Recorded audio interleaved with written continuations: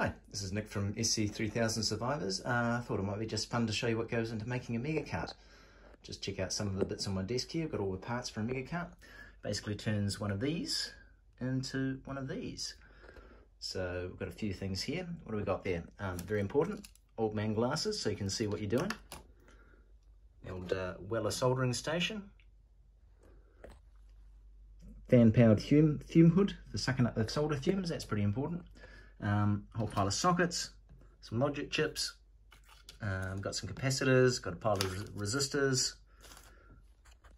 So I'm just going to go and solder all those onto the main board and we'll see what it looks like. One thing that's really handy, if you're ever working with old style TTL logic chips, get yourself one of these IC testers. They are brilliant. You just go and stick in the type of chip you want to test, like a you want to test an LS32, you just key that in. Stick your LS32 in. If you find the right one. There we go. Plonk it in. Lock it in. Hit the enter button. And the chip's tested good. That saves you a lot of hassle when you're working on these things. Very, very, very cool device. Anyway, let's stick it in time-lapse mode and see how quickly I can put one of these things together.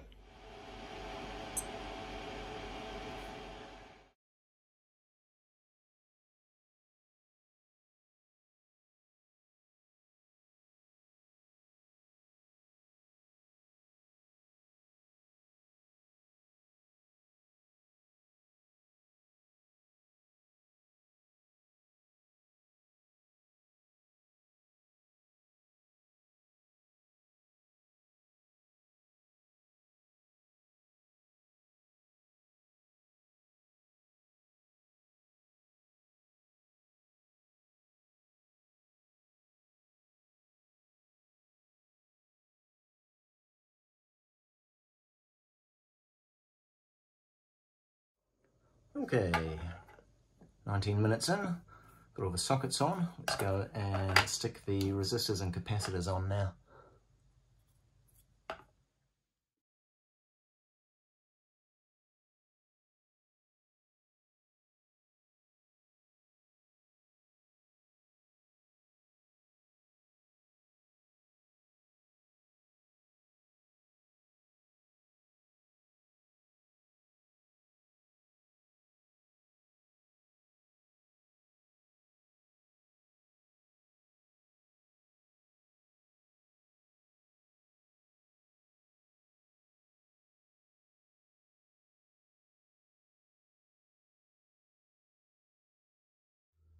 Okay, we're getting closer.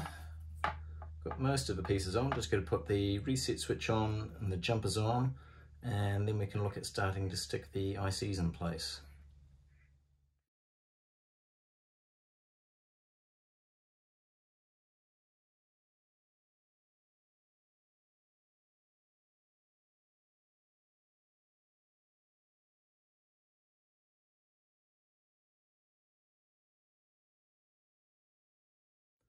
Okay, we've actually finished pretty much all the soldering on this now, I think. So we're just going to try and stick the ICs in. As I said before, IC tester, brilliant. I made my... when I started, I didn't have one of these, and it was horrible trying to troubleshoot what was wrong when one of the ICs didn't work properly. These things are gold. Get yourself one of these if you're working with TTL logic chips. Actually, the other thing to get yourself is one of these. It's an IC leg straightener. When you get these, if they are brand new, I don't know if you can see there, but the legs, I don't know if that's going to focus or not, the legs on these aren't straight down, they're kind of pointed out on an angle. These little plastic IC straighteners, just pop your IC in there, straighten it up, squeeze, and the pins are now nice and square and ready to go in. Really handy little tool.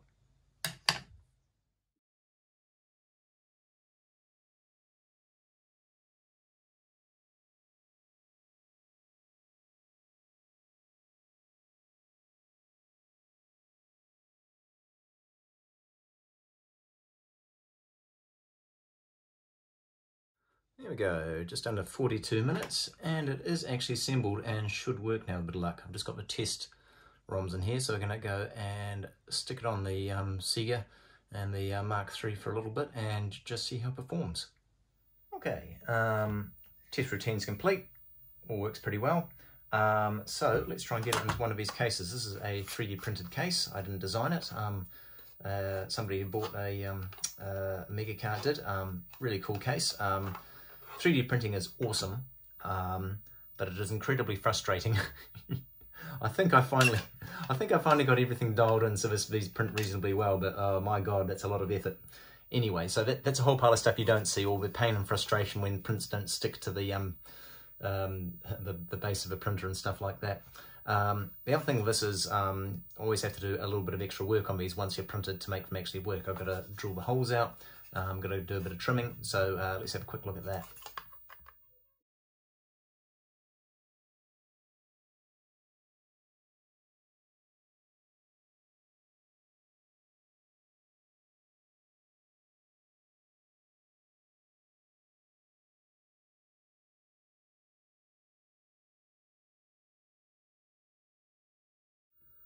Okay, so there we are, we're up to what, about 52 minutes, just about ready to put the sticker on.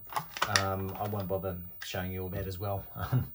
That's a bit of a pain as well. They're removable stickers, so I have to use a bit of extra glue, then I have to use some rubber bands, may have to leave it for an hour, and yeah, anyway, so we won't do all that.